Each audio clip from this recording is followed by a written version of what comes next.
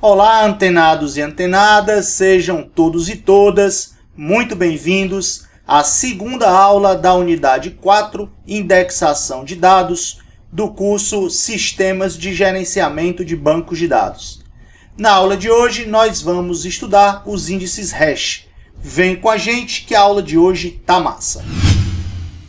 O índice hash é uma estrutura de índice organizada com uma tabela hash, ou seja, é baseado na utilização de uma tabela hash. Existem dois tipos de índice hash, o hashing estático e o hashing dinâmico. Vamos começar com o hashing estático. Bom, um conceito fundamental para a gente entender o hashing estático é o conceito de bucket. O que é um bucket? Um bucket ele representa uma unidade de armazenamento de um conjunto de entradas de índice, onde essas entradas de índice são pares, são tuplas, onde eu tenho chave de busca e ponteiro de dados. Beleza. Além do conceito de bucket, outro conceito fundamental em hashing estático é o próprio conceito da função hash. Bom, o que é uma função de hash? É uma função que leva um valor no conjunto K, onde esse K representa o conjunto de todas as chaves de busca, em um elemento nesse conjunto B, onde esse conjunto B representa o conjunto dos endereços de todos os buckets. Então, a minha função hash, ela leva um valor da chave de busca em um determinado bucket, onde nesse bucket eu vou ter pares, chave de busca, ponteiro de dados. Vamos ver um exemplo? Vamos lá. Bom, a primeira coisa que nós precisamos entender é como é que o índice hash ele é construído. Nesse caso, como é que o índice hashing estático ele é construído. Beleza. Inicialmente, eu tenho uma tabela, uma relação. Nesse exemplo aqui, a relação emp, né, de empregado. E eu tenho aqui as colunas matr, nome e sal. Beleza. E os registros, né? 1, André, 2, Bárbara, 3, Inês, 11, Yasmin. Ok. Inicialmente, vamos supor que cada página de dados consegue armazenar 2 registros da minha tabela empregado. Beleza? Então, a minha tabela empregada está fisicamente ordenada aqui pelo atributo matr. Então, vamos assumir que os registros de André e Bárbara estão armazenados na página de dados 1. Os registros de Inês e Lucas na página de dados 2, os registros de Sofia e Caio na página de dados 3 e os registros de Lara e Yasmin na página de dados 4. Beleza, primeira coisa para construir o índice hash é escolher uma função de hash, né? Utilizar uma função de hash. Então, nesse caso, a função de hash que nós vamos utilizar é h de matr igual ao piso de matr dividido por 3. Beleza. Definida a função de hash, o que é que nós precisamos fazer? Criar os buckets e povoar os buckets. Tá, mas como é que eu sei em que buckets eu vou colocar minhas entradas de índice? Beleza, vamos fazer o seguinte.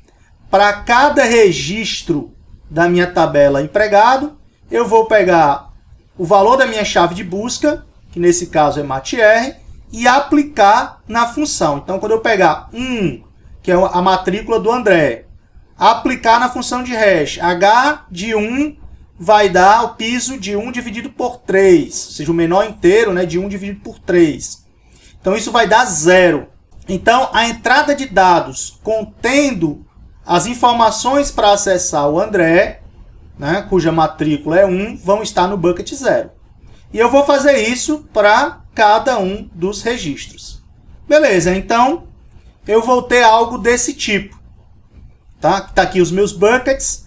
E aí, revisando, como é que eu faço? Pego o primeiro registro, pego a chave de busca, matr, aplico na função de hash, calculo h de 1. Beleza, h de 1 vai dar 0.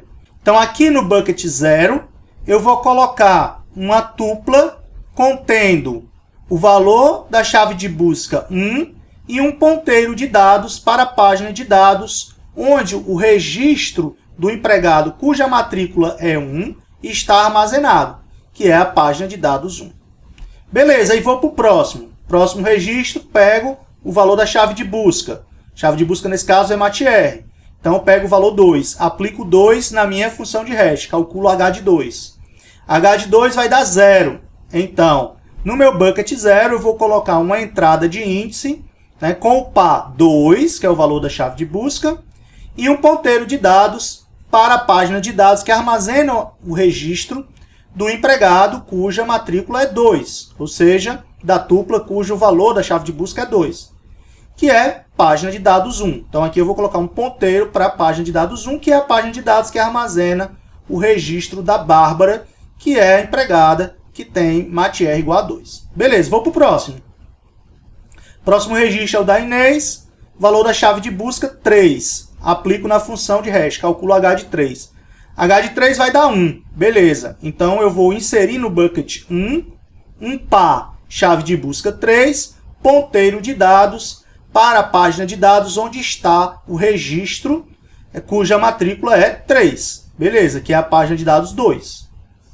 Vou para o próximo. Pego agora o Lucas. Peguei o valor da chave de busca, que é MATR, 4. Aplico na minha função de hash, calculo H de 4. H de 4 é 1. Então, no meu bucket 1, eu vou inserir um par contendo o valor da chave de busca, 4, e um ponteiro de dados para a página de dados onde o registro cuja matrícula é 4 está armazenado em disco, que é o ponteiro de dados 2. Tá? Um ponteiro de dados para a página de dados 2. Continuo. Pego agora a Sofia. Sofia tem MATR 7, valor da chave de busca 7. Aplico na função de hash. H de 7 vai dar 2. Então, no meu bucket 2, eu vou inserir um par contendo chave de busca, que é 7, e um ponteiro de dados para a página de dados onde o registro do empregado cuja matrícula 7 está armazenado, que é a página de dados 3. Ok, vou para o próximo. Pego o Caio. Valor da chave de busca, 9. Aplico na minha função de hash. Calculo H de 9. H de 9 vai dar 3. Beleza. Então, no meu bucket 3, eu vou armazenar um par contendo valor da chave de busca, que é 9, e um ponteiro de dados para a página onde o registro cuja matrícula é 9, cujo valor de chave de busca é 9, está armazenado. No caso, é a página de dados 3. Então, ponteiro aqui para a página de dados 3. Vou para o próximo. Peguei aqui o registro da Lara. Valor da chave de busca, 10. Aplico na minha função de hash. Calculo H de 10. H de 10 vai dar 3. Beleza. Então, no meu bucket 3, eu vou armazenar um par contendo o valor de chave de busca, 10, e um ponteiro para a página de dados que armazena o registro do empregado cuja matrícula é 10. Beleza, que é a página de dados 4. Show de bola!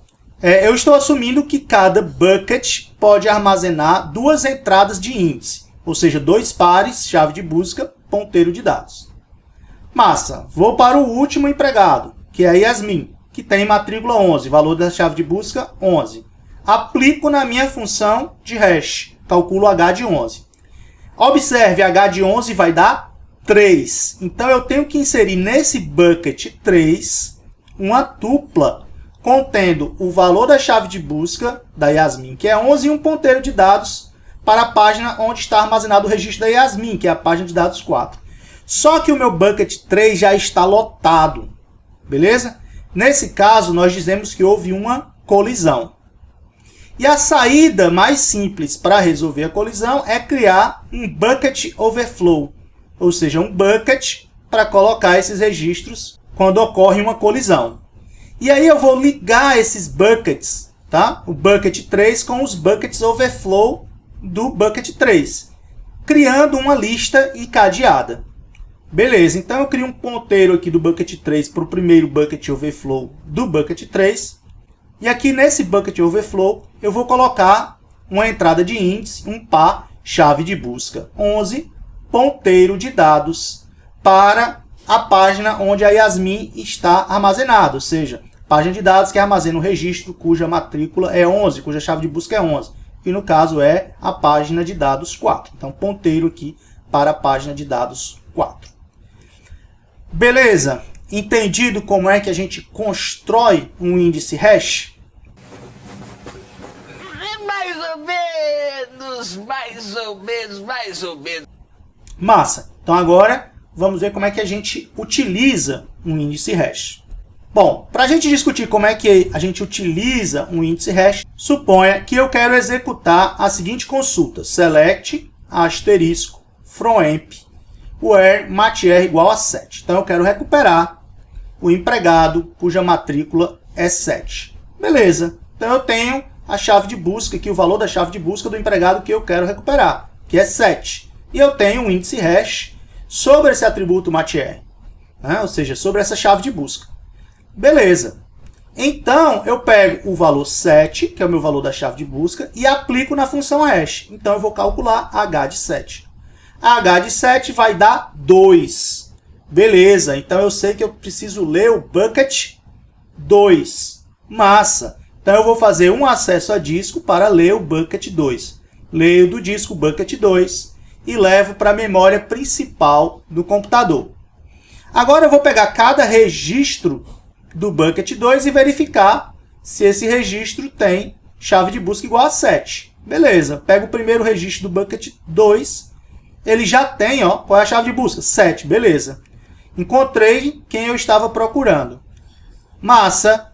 Agora eu pego um ponteiro de dados, né, que aponta para a página de dados 3, que é a página de dados onde o empregado cuja matrícula é 7 está armazenado, que é a Sofia, está na página de dados 3. Então eu pego a página de dados 3 e levo para a memória. Beleza? Então eu faço mais um acesso a disco. Na memória, eu pego o primeiro registro dessa página e verifico. Tem matrícula igual a 7? Tem. Então encontrei a Sofia, peguei os dados da Sofia. Neste caso, que eu não tive overflow, quantos acessos a disco eu precisei executar? 2. Muito bem. Um para pegar o bucket 2 e outro para pegar a página de dados 3. Beleza? Então, revisando, eu peguei o 7, apliquei na função de hash, calculei h de 7, isso me deu o valor 2. Então, vou pegar o bucket 2, fazer uma leitura disco para pegar o bucket 2 e levar para a memória. Levei para a memória.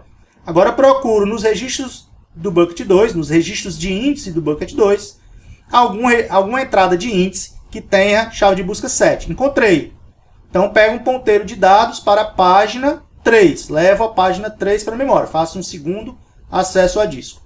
Quando eu levar essa página 3 para a memória, eu vou percorrer cada registro da página de dados 3 e verificar se o registro tem matrícula igual a 7, que é a matrícula que eu estou procurando. Bom, no primeiro registro eu já encontrei a Sofia, e aí pego os dados da Sofia. Beleza? Então, 2 acessos a disco. Vamos ver um exemplo um pouquinho diferente. Agora eu quero recuperar um empregado cuja matrícula é 11. O processo é o mesmo. A minha chave de busca é o atributo matrícula. Eu tenho um índice construído sobre o atributo matrícula, ou seja, cuja chave de busca é matrícula. Então eu vou pegar o valor 11 e aplicar na minha função de hash. Beleza, então eu vou calcular h de 11. h de 11 dá 3. Beleza, então eu vou ler o bucket 3. Levo o bucket 3 para a memória principal do computador.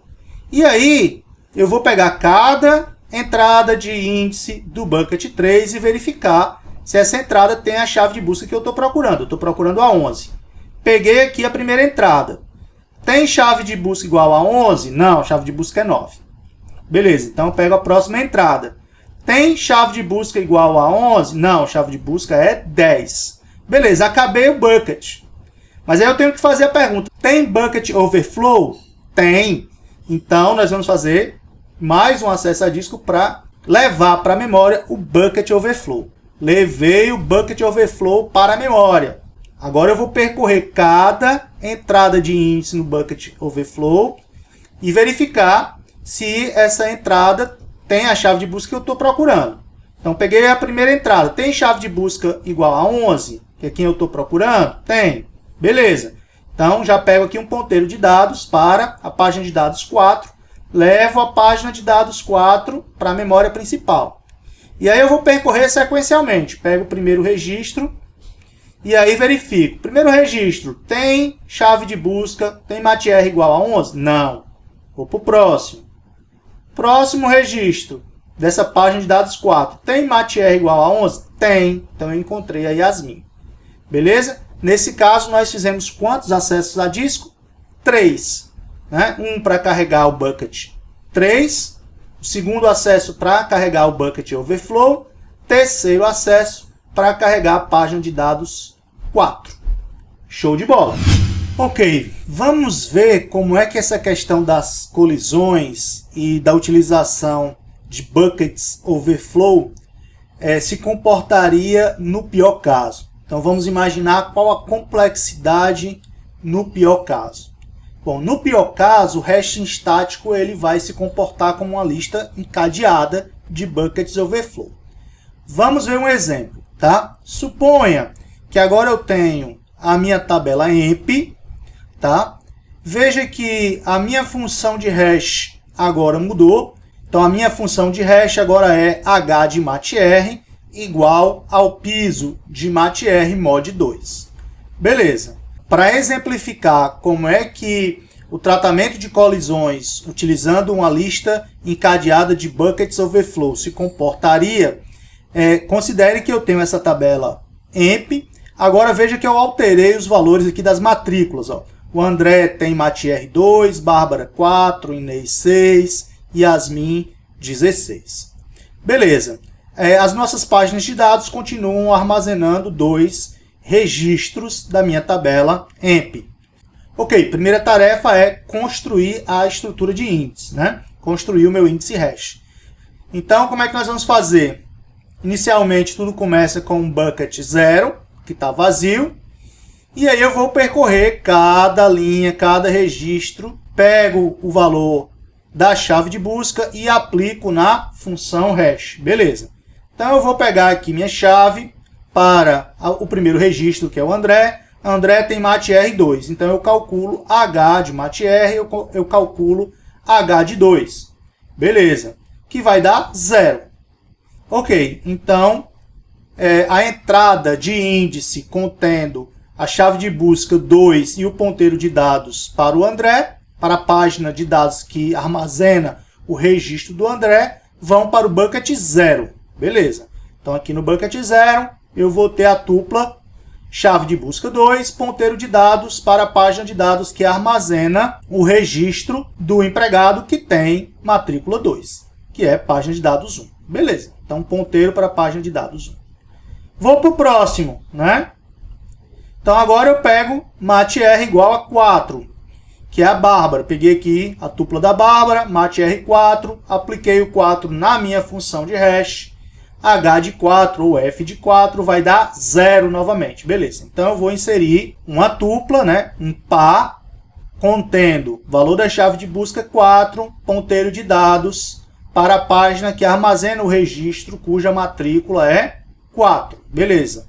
O registro cuja matrícula é 4, que é a Bárbara, está na página de dados 1, então aqui um ponteiro para a página de dados 1.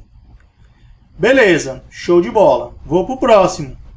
Agora eu pego o registro da Inês. Inês tem matr 6, chave de busca 6, então aplico 6 na minha função de hash, calculo o meu h de 6 ou f de 6 e vai dar 0.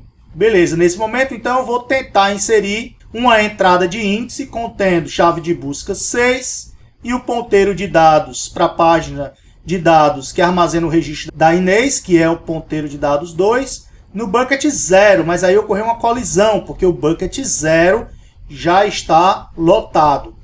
Então, qual é a saída, qual é a alternativa? É criar um bucket overflow. Beleza. E aí, a tupla, o par, contendo chave de busca 6, ponteiro de dados para a página de dados que contém o registro cuja matrícula é 6, vai estar nesse bucket overflow. Ok, continuo.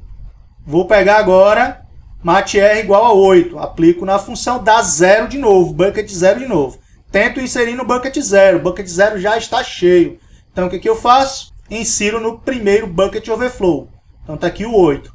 Aí eu vou continuar. Quando eu for pegar a chave de busca da Sofia, que é 10, né, e aplicar na função de hash, vai dar 0 de novo. Então eu vou tentar inserir no bucket 0, está lotado. Tento inserir no primeiro bucket overflow, está lotado. vou criar um novo bucket overflow. Beleza? Ou seja, neste caso aqui, observe, né, que neste exemplo, todas as matrículas vão ser hasheadas, né? Ou seja, a função hash vai sempre mapear o valor da chave de busca para o bucket 0. Beleza? Então, todas as chaves seriam mapeadas para o bucket 0. Então, todas as páginas de índice seriam alocadas no bucket 0. Isso vai fazer com que eu crie uma lista encadeada de buckets. Beleza. Entendido isso, né? Esse é o meu pior caso. Então, agora, nesse contexto, como é que eu faria uma consulta do tipo select asterisco from emp where matr igual a 16? Bom, beleza. Para executar essa consulta, eu pego o valor da chave de busca, que é 16, aplico na minha função de hash, né, que é 16 mod 2, vai dar 0. Então eu vou no bucket 0, carrego o bucket 0. Pego a primeira entrada de índice. Tem chave de busca 16? Não. Próxima. Tem chave de busca 16? Não. Tem bucket overflow? Tem. Então carrego o próximo bucket overflow. Aí vou na primeira entrada de índice. Tem bucket 16? Não. Tem bucket 16? Não. Vou, então, carregar próximo bucket overflow. Carrego o próximo bucket overflow. Vou na primeira entrada de índice. Tem bucket 16? Não. Tem bucket 16? Não. Vou fazer isso até encontrar o último bucket que vai ter a entrada de índice, cuja chave de busca é 16. Beleza. Se a gente extrapolar e assumir que em cada bucket eu vou armazenar uma única entrada de índice, no pior caso, para buscar o empregado aqui cuja matrícula é 16, eu teria que ler todos os buckets. Eu tenho um bucket para cada entrada de índice, então eu teria que ler n buckets, onde n é o número de tuplas da minha tabela. Beleza? Da minha relação. Então, no pior caso, eu teria a ordem de n. Tá? Ou seja, essa busca é muito ruim. Né? Por quê? Porque a minha função hash é muito ruim, porque ela alocou todas as chaves de busca no mesmo bucket. Beleza, e aí eu acabei construindo uma lista encadeada de buckets. Bom, vamos ver um outro caso pitoresco. Tá? Uma consulta por faixa de valores. Imagine que agora eu quero fazer select asterisco from emp where matr maior ou igual a 7. Como é que eu respondo essa consulta utilizando o índice hash, né, construído anteriormente? Tem como? E agora, José? Agora é que a porca entorta o rabo se não for cotó, né? Como é que eu faria para usar o índice hash para responder essa pergunta? Eu teria que pegar, eu quero todos os empregados cuja matrícula é maior ou igual a 7.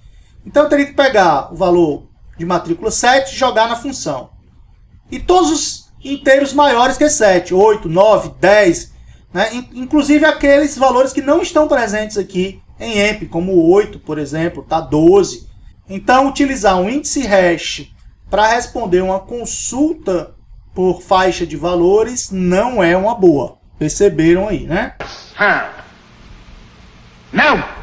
Ok, então o hashing estático ele é eficiente para consultas do tipo exact match, consultas de igualdade, tá?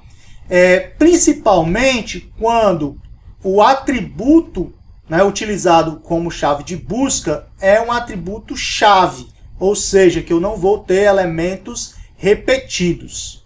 Então é melhor ainda quando o atributo utilizado como chave de busca é uma chave primária ou uma chave candidata. Beleza.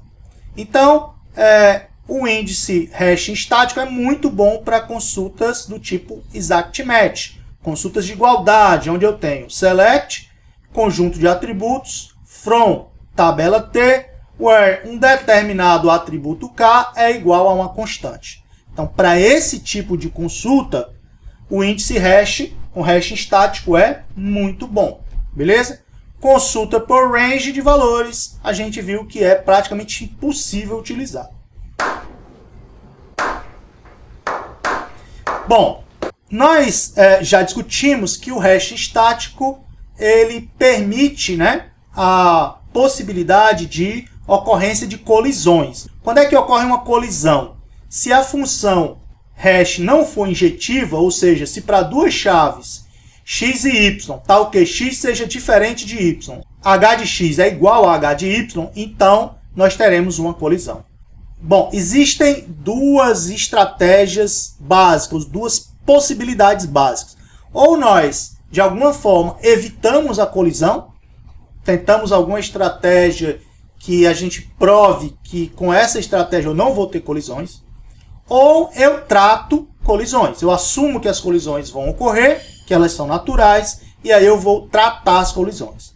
Para tratar as colisões, nós temos técnicas diferentes, cada uma com suas vantagens e desvantagens. Então eu posso usar um encadeamento exterior, encadeamento interior e o endereçamento aberto. São três mecanismos, estratégias bastante conhecidas para tratar colisões. Nessa disciplina nós não vamos entrar em detalhes sobre essas técnicas, vocês vão estudar isso a fundo na disciplina de estrutura de dados.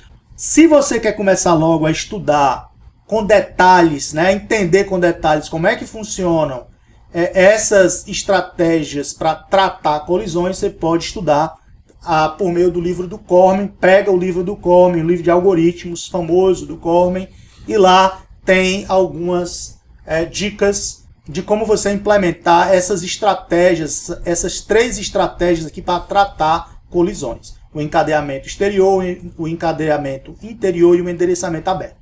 Beleza? Então a dica é o livro do Cormen, livro de algoritmos do Cormen.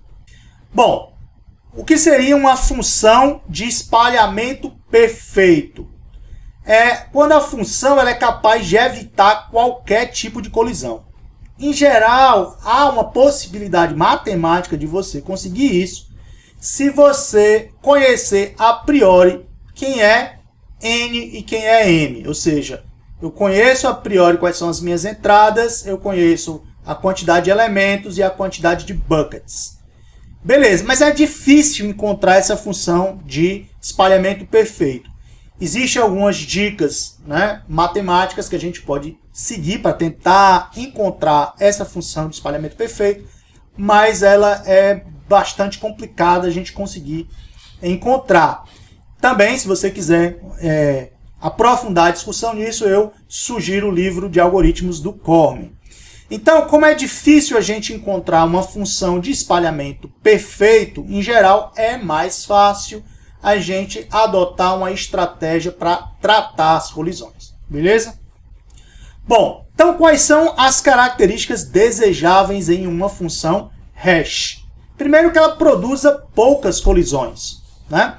Para isso, em geral, eu preciso conhecer a distribuição das chaves, pelo menos ter um histograma das chaves, para conseguir, com base nos dados que eu conheço a priori, determinar quem seria essa minha função hash. Qual é a melhor função hash para o meu conjunto de dados.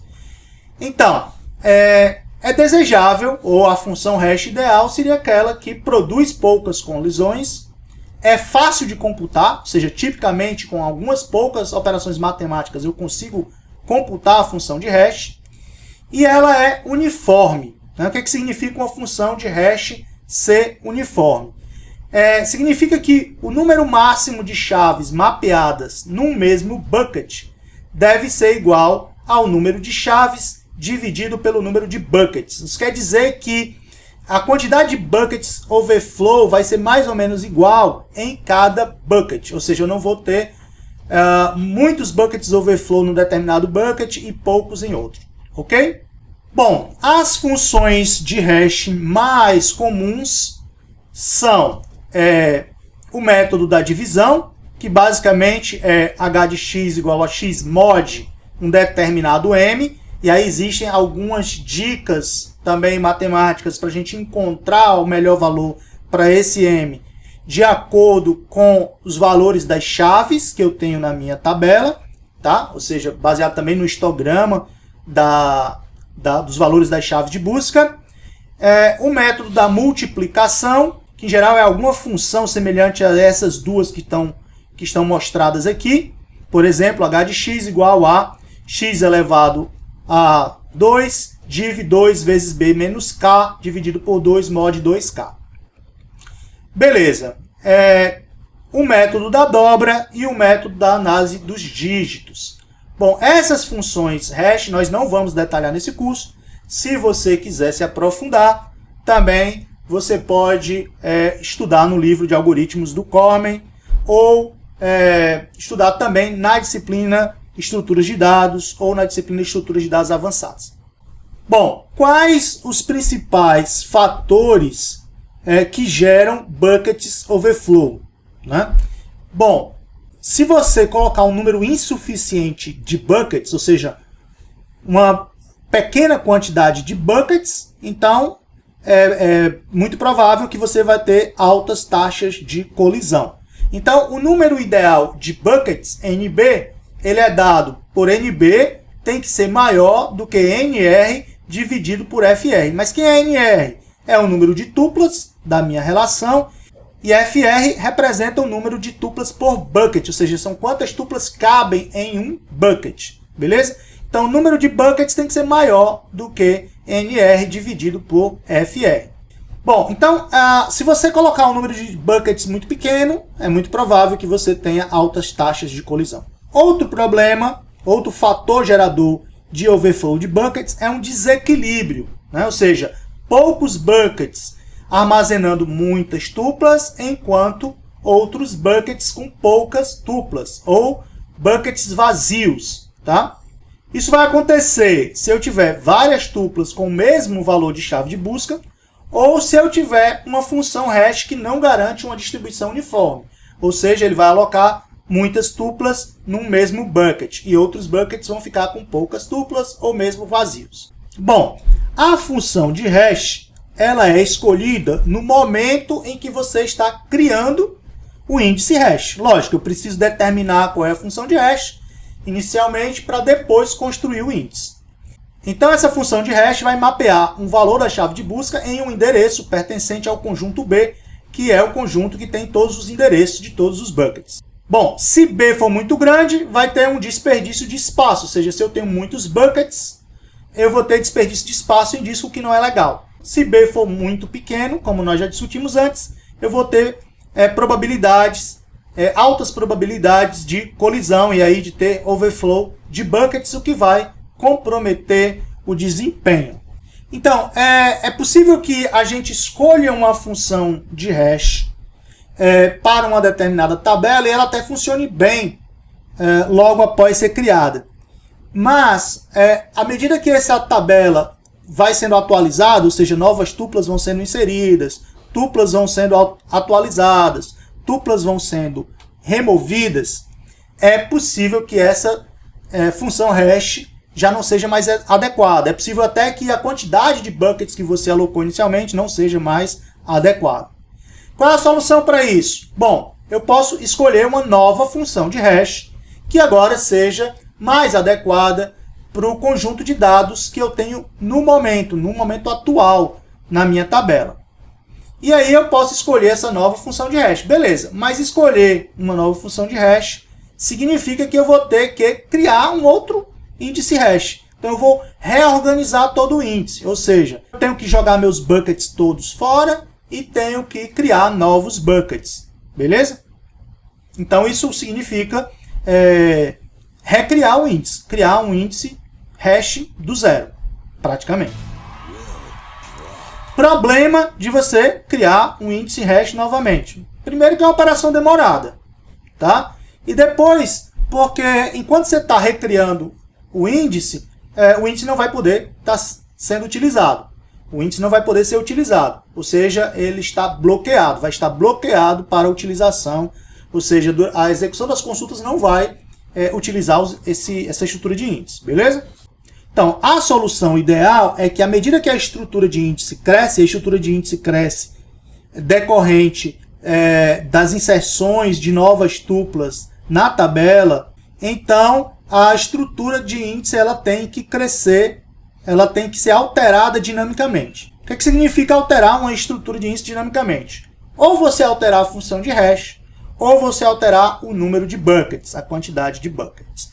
Então, o ideal é que, à medida que novas tuplas vão sendo inseridas na tabela, na relação, e isso implica, logicamente, atualizações na estrutura de índice. Novas entradas de índice serão inseridas nos buckets. Então, isso implica que a estrutura de índice vai crescer. Então, o ideal é que, à medida que ela cresça, ela seja atualizada dinamicamente, ela seja alterada dinamicamente. Ou por meio da mudança da função de hash, ou por meio da alteração do número de buckets. Beleza? Ok, se você gostou da nossa aula de hoje, então deixa aí o seu joinha, deixa o seu like, compartilha esse vídeo, marca os amigos da turma. Se tem dúvidas, deixa aqui nos comentários que nós vamos responder todas as suas dúvidas. E até a próxima aula. E não esquece de seguir o canal para ser avisado sempre que a gente postar um novo vídeo, beleza? Até a próxima aula, conto com você.